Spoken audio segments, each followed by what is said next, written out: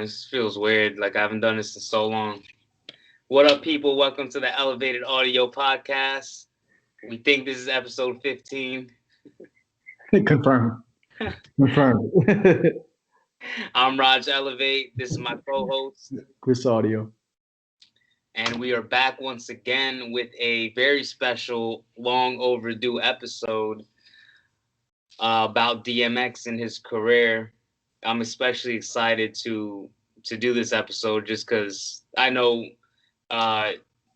just as well as you, like DMX has definitely had a huge impact on my life, on how I view hip hop, and just my life in general. So I'm very excited to be doing this. Yeah, this definitely. episode. Definitely. I think it's interesting because if you're depending on like certain artists like really hit depending on what your age is, right? Like what year were you born? 88. Okay, you were born in 88. I was born in 85. So DMX, his first album came out when I was in seventh grade, eighth grade, something like that. So that's right at the age And, where right, right, yeah, and you really start to get into music like heavy once you get into like those teenage years, right? So, and you start to really form like what you really like in within that genre, and there's everyone, when you look back on like that age, that period of time in your life, there's usually like, yeah, you listen to like a number of different artists, right? But there's usually like two, maybe three that really like in your head, like really jump out as like, man, I really listen to that like a lot. Um, and for me, one of the artists was DMX, and I remember listening to "It's Dark and Hell Is Hot" and "Flesh of My Flesh, Blood of My Blood." I mean, I mean, basically like around the clock, um, just two masterpieces. Just a great artist, and I think DMX probably, we could talk about different artists that we think like, oh, he should have been more, you talk about like AZ and stuff like that, or like even someone like Memphis Bleak, and you're just like, why didn't he get more famous? Like obviously DMX is so famous, but DMX, I think, could have been in that conversation of like the GOAT kind of thing. He really could have. You know, um, I look at it as like, he had street songs, so dudes like really loved his music, he had that aggressive style that dudes really like, really, really enjoyed his music. But then he also had songs that like chicks liked his songs too, and chicks like really loved him, you know, and he kind of found like that right balance, and he also had like club songs, that weren't really necessarily like fit into like a pocket of like what we view as club songs, but they just work, as like as hits, and all the while he keeps his same energy about him. Exactly. It wasn't him like different things. Yeah, it wasn't him yeah, like trying to do a club song or trying to do a hard exactly. song. Like he was just himself, and just that he chose to express those different sides of him at different times. It was just a beautiful thing seeing him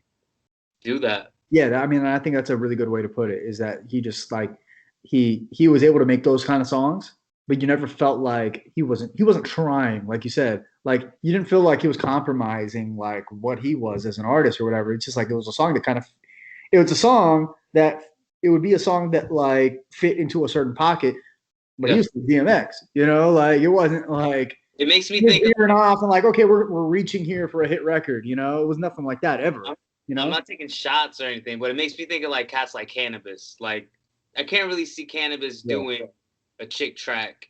Yeah, I can see him doing it, but like it won't hit. I don't guarantee you won't hit. I look at it as someone like, I mean, that's a good example. But I look at someone like Cassidy, like Cassidy was like a monster with the bars. But like the songs that he would put out would be like, what the hell was that? Corny Hotel. It's so bad, dude. It's so bad. That's not me. Like I'm not trying to shit on dude, but it's just not his best work or anything like that. And it seemed forced, you know. it's like, yeah, we're gonna make this song about, you know, it's song's called Hotel. We're gonna put like R. Kelly on the hook and blah blah blah, and it's just like, you know, and we're gonna push that as a single, even though this is totally outside of like your, you know, You of can what see your his train strengths of thought. are, you You can see know. But we're gonna push train of this song, you know, But and it's you could like, obviously tell that he was just like, "Yo, we need a club. We need a yeah, club." we need a hit song. Yeah, Even though we he need to be knows, on the radio. We he need to be on the probably radio. knows that like that's not his thing. Like you're a Yeah, hood punchline rapper, hood exactly. punchline battle rapper. But obviously he was just like, "Yo, it was all about the popularity, the money. We And need to it's make." kind of like and it's probably like a label thing too, you know. It's probably like a label saying like, "Hey, we have to have a song like this I on." feel on like that with labels. That's why I'm glad like I'm independent. I don't got to deal with that. But like labels, that's they just get in the way of art. always gonna be Honestly, their thing, bro. They're always gonna be like, yo, we need a club banger. We need a club banger. We need a club banger. We need something this yeah, way. Um, that's true. That's true. They're just thinking about like, okay, well, these guys they have this artist, and he put up this song. We need that. You know, we need you to put out a song like that guy. You know, like and it's like, but constantly I'm comparing not that artist though. I'm a different artist than that. You know, a whole different so person. why? Hold on one second. All right. What the hell? Good, good. Sorry. Let me just check something real quick. Excuse me. Yeah.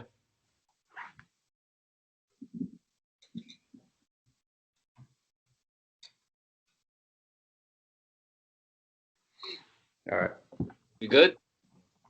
Yeah, it's like I have a baby monitor over there for my daughter, and it's like this thing is perfect. Thing is like it works really really well. You Good. know, it's got the camera and everything, and like you know if like any if the volume in the room changes, you know, like you know we leave like a little bit of music playing for her and shit. But if Mm. like she starts moving around and whatever, it picks up the noise on like the you know like the sheets or whatever, like moving or whatever, and and the speaker will turn on the monitor. But it just started this thing just started bugging out for some reason. It's been perfect, like hasn't given me one issue. But the second we What started brand? What recording, brand is that? it's a Motorola something I forget what Oh model. yeah, and Motorola. Yeah, no, With it's on sound. point. I mean, it's good, but it's weird. It's like the second we start recording an episode, it starts bugging out. It's like, what are you gonna do? But yeah, with DMX, I think that you know, he would make even like okay, if we just focus on like it's dark and hell is hot. You know, he can make a song like "How's It Going Down," which is like a chick song, but it's not even like a club song or anything like that. Mm-hmm. And the song that ended up being like the big hit song that was like in the clubs was probably like the more aggressive song, you know, like Rough Riders anthem, you know. So, Right. but the shit was hard, you know, and it was fire, you know, and it's still it transcends, you know, because I mean everybody knows that song, even like Jits now know that song, you know. It's like they weren't even born when the shit came out and they know that song. You know what I mean? Yeah. So that's the definition of classic is, you know, it holds up through the years and through generations, you know? Mm-hmm. And when you really think about it, there's not a lot of artists who are like that. There's not as many artists as we like to think whose music resonates past a generation. Yeah, definitely. When you say that, it makes me think of like Mob Deep. Like Yeah. anywhere you go, you hear Quiet Storm, Yeah. one of their bangers, And one of my special favorites is "And Then There Was X," the album from '99, That's which the has that's the third one, yeah, which was yeah, also a great album. yeah. What's my name is like one of my. That's the one. That's the one right there. It just makes you want to bug out, bro. Like, and that's what I really love about DMX is like he expresses that part of you, that just wilding out part of you. Yeah, Like, y'all gonna make me lose my mind. Like, yeah, I'm sure you felt like that a lot of times in life. yeah, Dealing with people. But that's the beauty of art. Like you can capture emotions and have them expressed and resonate with them without necessarily acting them out. You know what I mean? Like yeah. obviously you're not gonna like run up to your boss and be like, "You gonna make me lose my mind." You know what I mean? And like spitting at him. You probably get fired, maybe You're even probably. even locked You up. never know. You never know. Oh, you did But that? I don't know. I just think that like with DMX, I don't think there was ever like this thing of trying to like protect his vulnerabilities in his music. You know what I mean? I don't think that there was ever like 99% of artists out there, they're not gonna open up about personal shit. They're not gonna make a song like Slippin', you know what I mean? One of my Like all-time favorite most songs. artists are not gonna make a song like that and show really at the end of the day you're showing weakness to a way, but we all Bro, have them, we all have the vulnerabilities, we all have the weaknesses, we all have um dark places, we're all within self ourselves. we're all self-conscious about something. You Yeah, and he was very open about a lot of shit, and as it relates to like his death, and um, it's it's crazy because if you would have told me, um, now obviously we're not there, we don't know the family or anything like that, but as far as we know, this was like following like an overdose, right? If I'm not mistaken, what? his death. I believe so. Yeah. I mean, One that's one that's what they've said. That's what they've said. one of many. Yeah, but my thing is like, if somebody would have told you 20 years ago, you know, um, DMX is gonna die and it's gonna be related to like a drug overdose, are you surprised? No way. No, It's like on that. no. You could watch people's actions and see their trajectory in life and see where they're Yeah, gonna end up. And it's sad to say, but I've seen that. If he yeah, didn't change, if he stayed on that same path, his trajectory would be exactly what it is. But if he right. changed, then obviously it would be different. But yeah, I seen it. I seen it, bro. Yeah. I mean, and that's the thing. Like, but even so, he dies and we hear about it, and I'm just like, still like, Yo, my bad, bro. Don't mean to cut you off. Am I frozen? you are frozen on my side, but I think it'll sort itself out. Okay. All right. Well, go ahead. All right, or do you want me to pause and Nah, we'll just nah, we're good. we could I could just stop it and just start over and we just pick it up from there. We're letting people know right now. Nah, let's let it ride a little bit. Yeah, let it ride. I think Actually, it just picked back up. Actually, you're I'm. good. Yeah. But yeah, so like when I think back, like on that particular like formative period of my life, DMX is on the very very very short list of artists that really like really resonated. Um, Yeah. that I still listen to like now. I read something recently that was like, whoever the artist that you listen to when you're 14 years old, 14, 15 years old, like somewhere in there, are artists that you likely still listen to now. And it's kind of true. Obviously, I've listened to like a lot of other shit too, but you know, Yeah, I DMX think is one of my favorite artists of that time. Nas is my favorite MC of all time, and that's around that period of time where I was like really you know, picking that up. I listen to different things now, but that's right in a sense because I still when I listened to that music when I was Yeah, 14, 15 around time, it like has a different feeling, like a yeah, nostalgic, just certain vibe to it, yeah, So I could definitely dig that statement. yeah. And did you get a chance to listen to or you were telling me the new album, the last one that just Yeah, came I out? listened to a few of the tracks so far. From what I hear, especially that first track with the Locks, definitely brought back like Yeah, a that's whole yeah, vibe for me, man. Like yeah. I thought Kiss, that was dope. yeah, it was Kiss, then Chic, then Styles, then Yeah, X was last, and I was like, I feel like I'm in high school again, man. exactly. I Yeah, love it. man. But yeah, no, that song is dope. That was okay. I thought the album is okay. There's some it's I'm gonna follow this. What I'm about to say, I'm gonna follow it with a compliment, honestly, because I like about half the album's like not that good in my opinion. Just being like objective about it. Um, but I still enjoyed listening to the whole thing because it was weird because obviously, you know, dude, he passed away, and you still go back and listen to his older songs, and it's like just how you remember them or whatever. But it's different when someone dies and then you hear something that they were like about to release, and I don't mean like something um like Big, where they kind of pieced together an album with his vocals and shit. That's not what I mean. I mean, like, this is an album he was like about to put out, right? It was the That actual that album. was more recently done, And it's weird because it's like it it was like listening to. I mean, I hope this hasn't happened to you, but it's probably happened to most of us, where like someone close to you passes away, right? And then like you listen to like a voicemail of theirs, like Mm, after the fact, yeah, and then it's just like it's something like refreshing by hearing their voice. yeah, It was kind of like that, hearing the album, and especially because it was an album. Obviously, I hadn't heard any of the songs or anything like that because it came out after he died. So it was weird to like, man, this dude just died, and like I'm hearing these songs for the and first you time. know there's never gonna And be it's like kind of cool. Like I'm hearing, I'm just, new it stuff. was weird. It was like, it was kind of like that same kind of feeling, Yeah. obviously with something that I'm not related to, but you understand what I'm saying.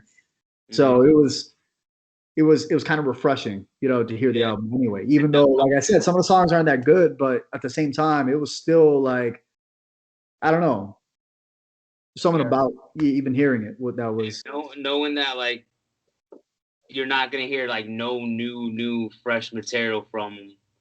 It's just like a breath Yeah, of fresh that's it. air. Like hearing something from him that you haven't heard before, but you know that you're never gonna hear like no new stuff from him. Obviously, Yeah, like that's the last thing. Like this is the last thing that we're gonna hear. I'm just gonna read off for those of you that haven't listened to his latest release. It's called Exodus, and it's featuring a bunch of people. We got the Lock, Swiss Beats, which obviously produced it. Jay-Z, Nas. Oh, what? DMX, Jay-Z, and Nas. That's pretty tight. I'm Called not. Back. I want you to temper your expectations. That song's not good. It's not bad. It's not bad or anything like that. But just don't No, expect like, the dude. most fire. Just don't. I just want you to go into it like hoping for like the most fire song ever. But as long as you don't have your expectations like crazy, like you'll enjoy it. Like I enjoyed the song, but I was like, this is not But like when you see it, fire track that I was hoping when for. you see it here, it's like, yo, DMX, Jay-Z, and Nas. But then it's followed up by Lil Wayne, like a feature with That Lil song is Wayne. so whack, dude. And I know that like I'm not a fan of Lil Wayne anyway. Um, Obviously. but the song's not good, honestly. Even people I know who like Lil Wayne, they're like, yeah, that song's not Then you got Moneybag Yo, which who I'm not too. Are you familiar with that guy, Moneybag Yo? Are you I familiar? I heard him like when I heard that song. DMX and Alicia Keys. Ooh, DMX and Bono. I want to hear that Alicia Keys joint. DMX Cross, Infrared Ice Pick. DMX West Side Gun, Benny the Butcher. Oh, he has something with Griselda, huh? that Conway. that my opinion, that's the best song on the album. My opinion. DMX and Snoop. Ah. Yeah, Uh, that's good. Nas, Exodo, Simmons, Denon. I don't know. Is that The, Walking in the Rain? yeah, Yeah, yeah. that song's pretty good too. I like that. Right. I like that shit too. Then second to last, Letter to My Son with Usher, Brian King, Joseph. That's an interesting dynamic, Usher. Then last one is Prayer with DMX. So 13 songs, 39 minutes. You already know it's got to end with the prayer. Right. Wow, yeah. So that's his last body of work. I don't know if he has any more in the vault. He could Yeah, like you never know. have more. Yeah, but as far as I know now, that's his last piece of work. Yeah, a So lot of artists, that over record for albums, and then there's like leftover songs and all that yeah, stuff. I wonder if we heard everything Pac got. What's that? I wonder if we already heard everything Tupac Yeah, I has. don't know. I mean, I know dude like lived in the studio, but he also died at like what, 24, 25 years old. So I mean, there's only so much time, Oh, when I hear that, it's like it's kind It's of crazy. even Biggie. Biggie was like He what was 20. like 24, 25 also. He was like around the same age or some shit. Was like around the same age. That's insane to me, It's just bro. crazy because you think about like the content and I also think about like how good they were at their craft. Masters. like just masters of the craft that like in the early 20s. Like I can't think of like being a master of anything in my early 20s. I was a I master still like feel like lost like in everything. a master like getting the spins from drinking and smoking too much. Yeah, pretty much. That's about it. I was like a master beer drinker. Like a master procrastinator, Yeah, for real, man. you know. So what do you think like when you look back on it and all that, what what's your favorite? Do you have a favorite or I guess a couple favorite songs My from the favorite off the top is Slip and Fallen. Like that song yeah. touches me crazy, dude. Like just how relatable it is, his vibe on it, the hook, bro. It's just the video, just every all around. I would Yeah. say that's my top and favorite song for him. After that, I would follow it up with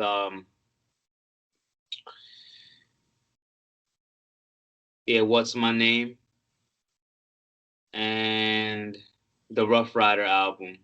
Oh, not the album, the track, Yeah, the Rough Riders Anthem. the anthem, yeah, the anthem. Yeah. Um, yeah, there's a few that I can't think of, but those are definitely on my top. And but yeah, bro, Slip and Fallen without a doubt, one of my favorite songs ever by Yeah. anybody. What about you? What are your favorite? Slipping is up definitely up there, for sure. That's I was listening to it again yesterday, and I'm just like, this is still like incredible. You know who produced that? I want to find out. See, I'm gonna look it up right now actually because producers don't get nearly enough credit, bro. Like we know so many songs, but I bet. I mean I know like his first album. I know Dame Grease did a lot of that shit. But I don't know how much he was involved with the second album. To be honest with you, let's Mm, see. He did do some stuff on the second album. yeah. Producer for Slippin' was DJ Shock, I can't get up. DJ Shock. Okay. which I'm not gonna lie, I'm not like terribly familiar.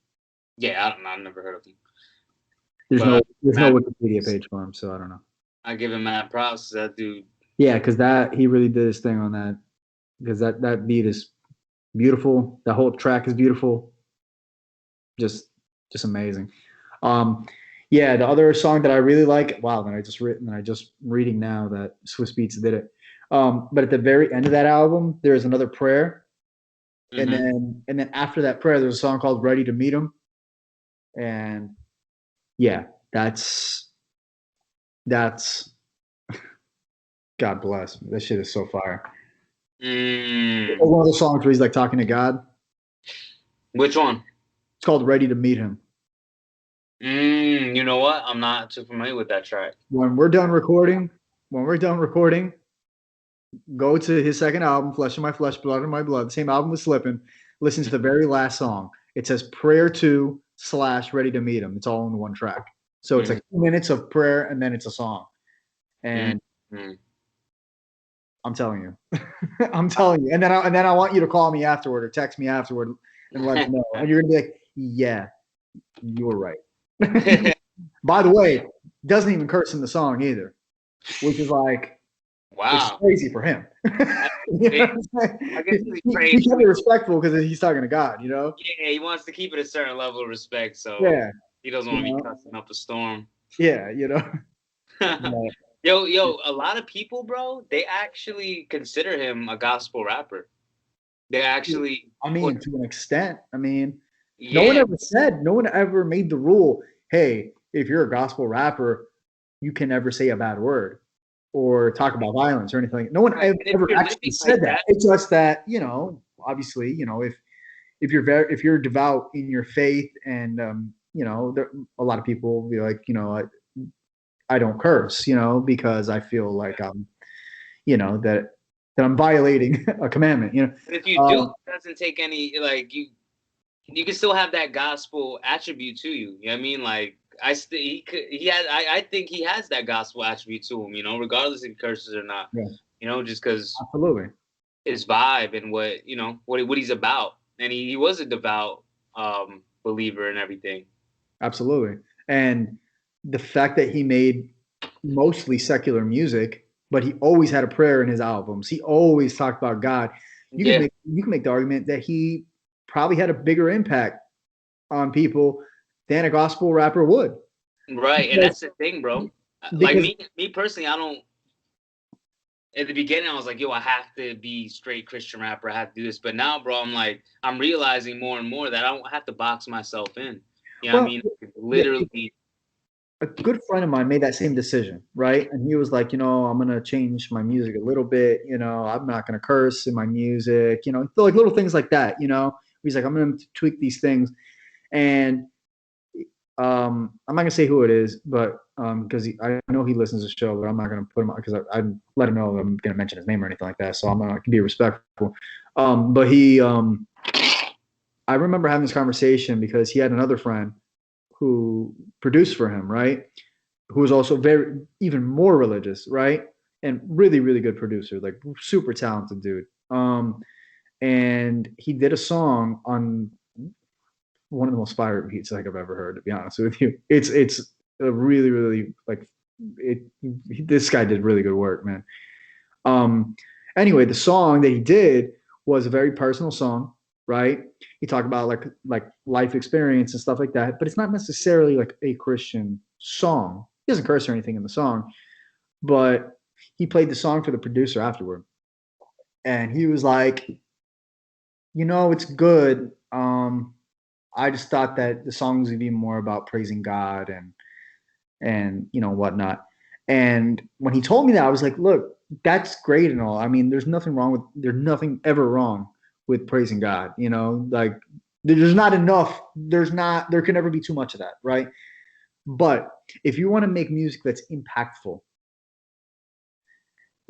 like change people's lives, right? I think you are hurting, though you're not hurting. Let me phrase that. You're working against yourself in that plan to change people's lives if you box yourself in and say, I'm only going to make songs that are about God. Because guess what? There are people who, like, I was raised Catholic. I have my beliefs and everything. But there's people out there who, like, if they know if they know you're a Christian rapper, or you start talking about God in your songs, they won't even listen to you. Like Exactly. if they're not religious, they're Bro, gonna be like, I'm not gonna listen to that. that's what But I realized. but And if the they listen to research your music and they're like, this and is where they're at. amazing. Yeah, exactly. And the thing is, like, let's just say they don't know that you're a Christian rapper. Let's just say they don't know that you're talking about God or whatever. And they hear your song and they're like, wow, this is an incredible record. This is,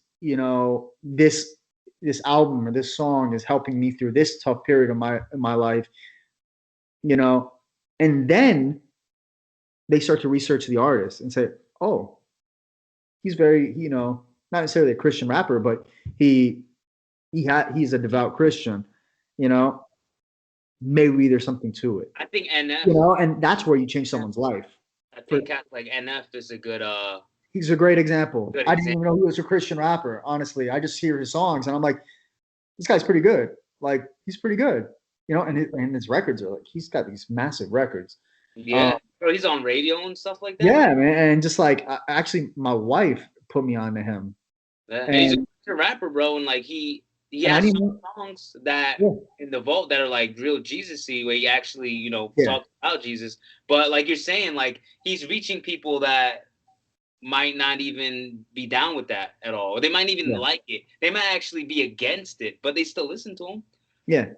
and they're getting some And, type. and maybe a couple people are they're gaining something from the music, whether not even like in a like, oh, I'm going to convert to Christianity. I don't even mean it like that, Yeah, but your message is still getting across to someone who maybe needs that message, not even a Christian message, but just a message that you're trying to express that's positive.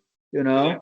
And what do you think? Like when I think about what God would want, like God would want you to use your gift to impact people, regardless of, like, no, in any way that you can. Like don't Exactly. don't disregard those people. Like include everybody.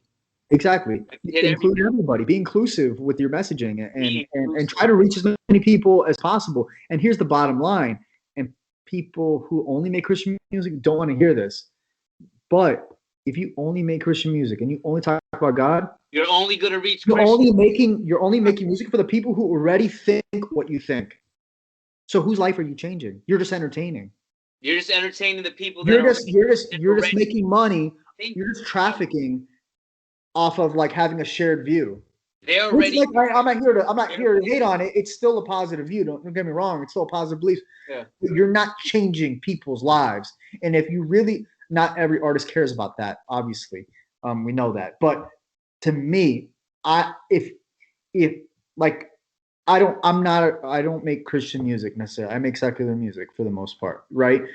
But my whole messaging, and I maybe I shouldn't say this. This is more for like an interview. Um, but if someone were to ask me, why do you make music? Why do you make the music that you make? Why do you do what you do? Why do you set up these shows? Why do you do this? I want to show people like through the music that, by the way, I make the music that I want to make. I'm not trying to fit into a pocket or anything like that. I just make the music that I want to make that impacts me and hopefully it impacts someone else. But if one person can see my blueprint, see my story, and be like, you know what? Like, I can take this passion, it doesn't have to be music, this thing that I'm passionate about, whatever it may be, and I could turn it into like a career, you know, and I can find like my happiness in that route. And by the way, and I don't go like another route or even like a super negative route, whether it's the streets or whatever. Like if I can like maybe even like save one person by the nature of that, then I've done my job as an artist, you know. And hopefully it's more than one. But if I can just if maybe I already have, I don't even know. But if I can save one person's life by the fact that I made music and I made a career setting up shows and making music and whatnot, then I feel like I did my job on this earth. Yeah. I'm the same way, bro. I'm the same way. As long as I'm using the gifts and talents God gave me to reach people without excluding anybody. And like the word you use, inclusion, inclusive. Include everybody, bro. Touch everybody no matter how you're doing it. Just do it. Don't exclude people, bro. You know, it's you're doing yourself a disservice and you're doing the creator a disservice that Yeah. gave the gifts and talents to reach the masses. And by the way, just from a business perspective too, you're cutting yourself off from a lot of money. Facts. And even if he's not the goal, like just in Like general. if you want it to be your career, like I'm not saying like, oh, you're trying to be a millionaire or anything like that. If you want it to be your career, you know, as opposed to just like, oh, like a side hustle or whatever. Like Yeah. if you want that to be your career, making music and performing and everything like that, Yeah. why shut yourself off to a certain audience? Still make the music that you make, but maybe don't be so like overt about like what you are, you know? Yeah. Um, I mean, look, everyone can do whatever they want to do, but get your messaging to as many people as possible. And especially if you have a positive message, and if it is a religious message, cool. Like even more reason to be as open, you know, to Hmm. have an open audience as possible. Right. Because you never know who you could touch and what what what just being introduced to one person can lead to. Like you Yeah, said, start researching you. They're like, oh, this guy's about that. I'm interested in that now. Let me see what's up with that. And exactly. you're changing lives. Yeah, I mean, and that's kind of to bring it full circle, kind of like, but what happened with DMX? Like yeah, he's religious, but obviously didn't make like Christian hip hop or anything like Right, that. right, But he right. was obviously religious, and I would say that like he probably had a greater impact on me than like I don't know Lecrae or who whatever big Right. Christian Because they're artist. strictly like that. Yeah, I Yeah, mean, they're strictly talking to people already with that train of thought. DMX is talking like the gutter hood niggas. You know what I mean? yeah, Like the hood cats out there uh, getting out of jail or whatever the yeah. It's case. showing like, hey, there's another way here. Yeah, yeah, exactly. Well, it's just sad how knowing that he was religious like that and he did have a relationship with God, but still he fell victim to his addiction and that evil. It's a sad thing to see, but it's also a good thing to know that he had that relationship there too. That I'm sure helped him a lot as well. And makes me think of like that. Like, how is this really any different than what happened with Mac Miller? I'm sure Mac Miller. I know Mac Miller. Well, I don't know, but yeah, I don't know if he was like addicted to certain things or whatever the case may be. But I know that how he died is really similar. Like, Yeah. overdosed on whatever it is. And I feel like when artists have the resources and the ability to obtain so many substances, like it's just a recipe for disaster. And that's why they always say like money doesn't change who you are. No. It just Yeah. show it just you become Accentuates it. more of, yeah, exactly, you're able to do more of you basically. If you're Yeah. an alcoholic and you have more money, what are you gonna do? You're gonna go get more alcohol, Yeah. you know? I had the same conversation with my stepdad like 3 days ago, and we were talking about like, you know, some people, you know, being like go getters, right? And like trying to make a lot of money and stuff like that. And other Yeah. people, and then there's other people that are like, nah, money's the root of all evil and blah, blah, blah, blah, blah. And it's like, bullshit, bro. Bullshit. Because you know what? If you're a piece of shit, you're going to be a piece of shit whether you have a lot of money or you're poor. You Facts. know? If you're a good person, if you're a generous person, like you're going to be generous whether you have money or you Yeah, don't. bro, there's people out there with a lot of money that are just shitty people. You know what I mean? Yeah. And they don't do nothing with that money. But then there's people that have a lot of money that are super generous and they give a lot. You know what I Yeah. mean? So it's really just who that person is. Agreed. So I mean, I think it's like a very it's a little ignorant, like when people say like something happens like DMX or to Mac Miller or any person who's dealing with some kind of like issue, right? And we see this a lot like with like athletes, right? When someone gets like a DUI and we're like, why the fuck are you driving? Like you got money, like have a driver, get an Uber. Like what the fuck's your problem? And it's like, well, if someone's a fucking alcoholic, they're not thinking like that. By the nature of their sickness, they're not gonna be thinking rationally all the time. That's just the nature of their sickness. So it's a little ignorant for us to be like, oh, they should be doing blah blah blah. Well, we're not in their shoes. So why the fuck are we telling them what to do? You know? Like we said, like, oh, it's stupid that DMX overdosed or Mac Miller or whatever, anyone that you want to put in the category, you know. But we don't know if why they're using in the first place. We don't know what's going on behind the scenes, and they were probably an addict before they got money, Mm-hmm. in all likelihood. Or they had an addictive personality already, and now they had the means to get the shit that they wanted to get. Yeah. It doesn't make them bad people. It just makes it makes them human is all it is. Yeah, and that whole thing about money being evil, it's the love of the Bible says it's the love of money that's the root of all evil. Like, are you killing people to get that money? Are you like, what are you doing to get that money? Are you selling children as sex slaves? Like that makes money evil Yeah. when you do things like that. You know what I mean? Yeah. If it's like, oh, I'm gonna make money by any means, including immoral, terrible things. Yeah, Yes, that. of course. Then it's easy for us to be like, oh, money's the root of all evil. But money didn't make people do that. It's the piece of shit who's doing it. Yeah.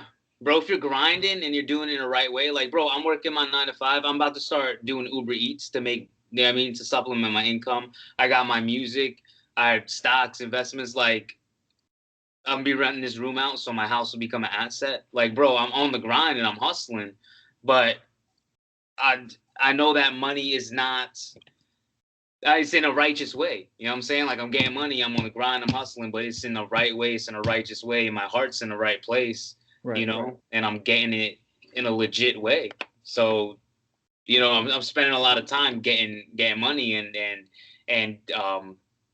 dealing with my finances, but There's that's nothing wrong with that. You're setting yourself up for an easier life later on. That's all that exactly. is.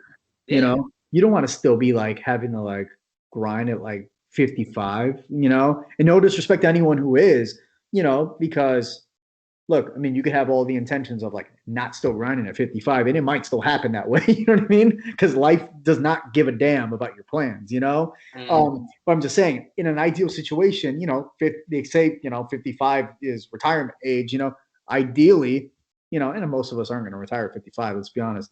But, you know, it'd be nice, you know, to be able to say that you can if you want to, you know, and ideally you've set yourself in a position where you at least have the ability to. Yeah.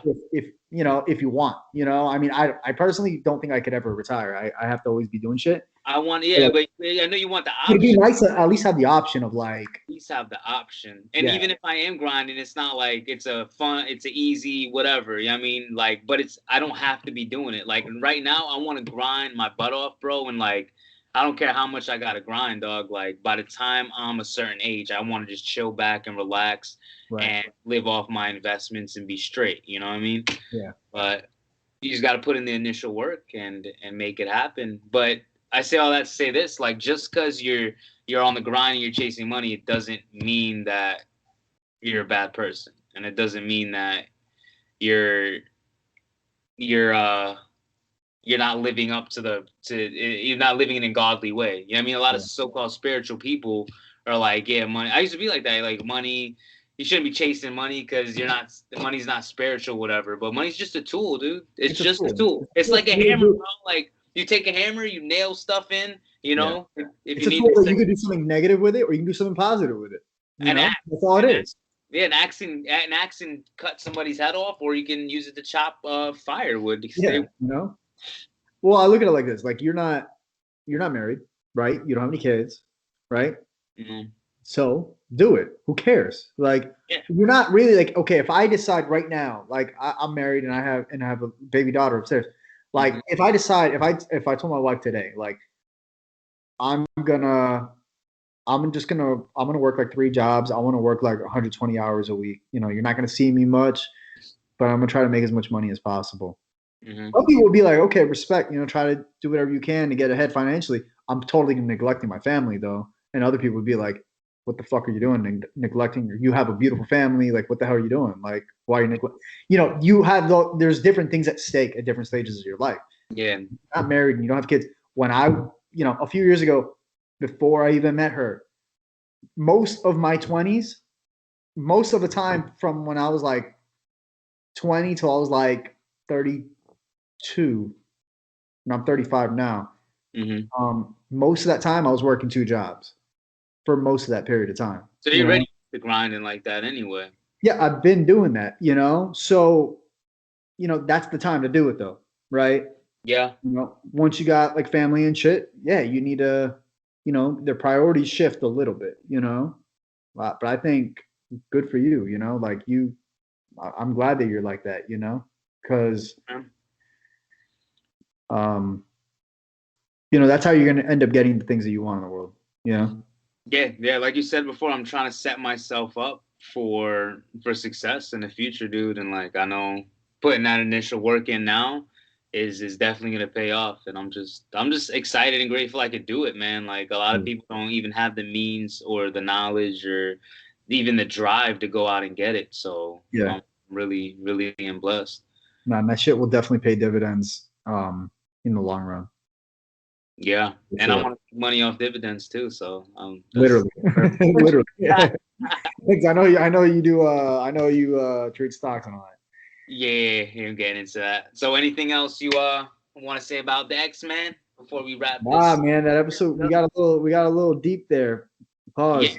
Yeah, we did. But yeah, at least we got the DMX conversation in. You know, I think we needed to rest in peace. That later, not. You know, it still needed to be a legend. Yep. Yeah. The dog man. So no, I mean, I think we kind of covered it all, and we talked about a couple other things. So I mean, you said your favorite album of him already was the. I guess it's got to be. Thing is, It's Dark and Hell is Hot. I think is just an incredible piece of work, honestly. But ironically, probably my 2 favorite songs are on Flesh of My Flesh, Blood of My Blood. But I would think as a project, like as a cohesive project, I think It's Dark and Hell is Hot is his best project. That's just like you. That's like you turn it on and you don't even touch. You don't even hit play. Yeah, you do nothing else. Nothing. You just let it play through. You know. I think it's just better than anything else that he ever did. But he also released other good albums. But yeah, I guess Stark and Hell is Hot. What I would say is his best album. What about you? Flesh to my flesh, blood of my blood. Yeah, I mean it's good. It's really good. By the way, and we'd be remiss if we don't like at least mention the fact, dude is fucking talented, man. He was also an actor. And by the way, most rappers who go into acting, I know it's really late in the episode to bring this up. But most rappers who go into acting are usually pretty bad. Most musicians, not just rappers, most musicians or athletes that go into acting are usually pretty bad at it. Because guess what? They're not actors. Surprise. He was actually a pretty good actor. Like if you watch the movie Belly, I think it's actually a pretty good movie, first of all. But he is really good in that movie. And Nas is my favorite MC of all time. Nas is not a good actor at all, in my opinion. Yo, what I want to say about X, bro, now that we're talking about acting and all that, which is pretty late. We're about to close the episode. But, like, dude, he's freaking in his music that you could tell that's him in real life. And in acting, you could tell that he's really not even acting. That's just him. Like, he's always him, bro. And that's what I really, really respect and love about X, bro. Is like, whether he's acting or in his music or just conversating in an interview, like, that's DMX. Yeah. It's him. It's his organic, original self. And I'll never forget him. Yeah, dude will be missed, that's for sure. Yeah. So that's it for, I think, episode 15. What do you want to promote, man?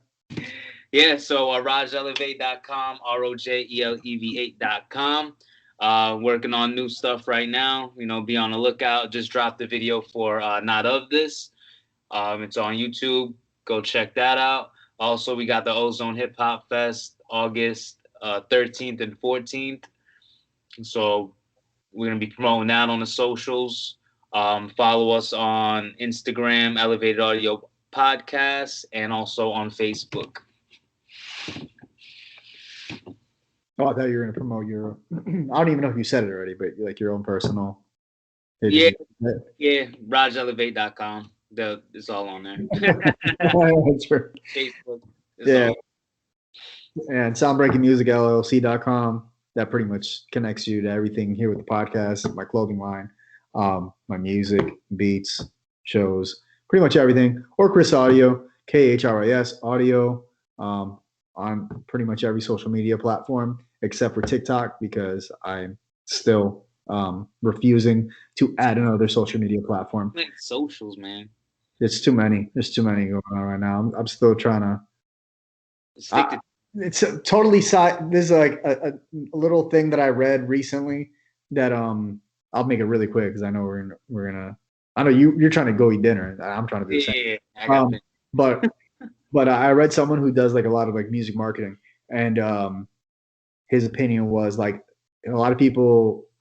Don't get me wrong. I'm of the opinion of like if there's a platform or there's a website where you can promote your music or something like that, use it. Even if it's 15 of them, you know, whatever.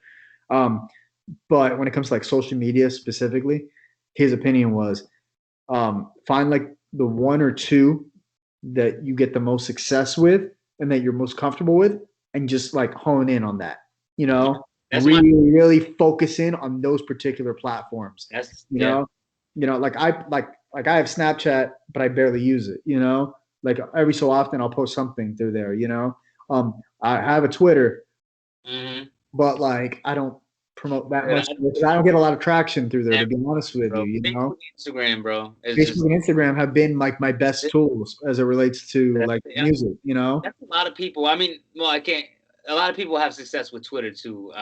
I know a lot of people who do really, really well with Twitter. I've never gotten good luck with it, honestly. R.A. the Rugged Man is really good on Twitter, and you know who else is really good? Talib Kweli, because like, I guess he starts like a lot of arguments. Yeah, he gets into a lot of beefs with people.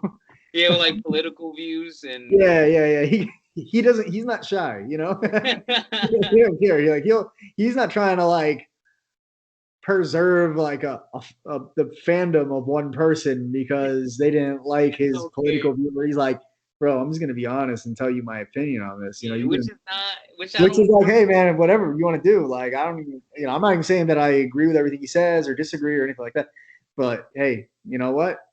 Just being himself, But he gets there's a lot of traffic on his page because he's very engaged, Sparking crazy arguments with Yeah, cats. man. But All yeah, right, dude. But all right, man. Yeah, we'll let's wrap it. let's do it again sometime. We will. Yeah, Malas, we'll have another episode soon. Sooner than this this last gap was. We had a lot of stuff going on both ends. So big gap, but it was a good yeah, episode. I enjoyed this. yeah, definitely. We had to definitely get the DMX episode in. So all right, man. I guess we'll chop it up later. All right, brother. All right, Peace. man. Peace.